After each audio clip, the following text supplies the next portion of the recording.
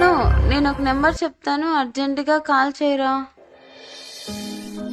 Hello hello, వినిపిస్తుందా? అమ్మాయిలతో మాట్లాడడం కొత్త?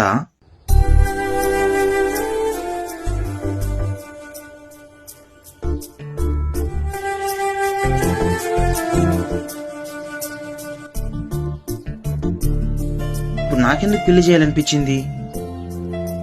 ఇప్పుడు చేయకపోతే ఇంకెప్పటికీ కాదని.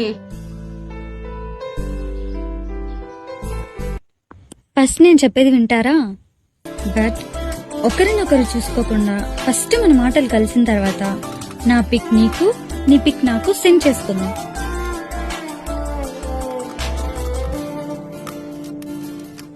అప్పటి వరకు నువ్వేంటో నాకు తెలియాలి, నేనేంటో నీకు తెలియాలి.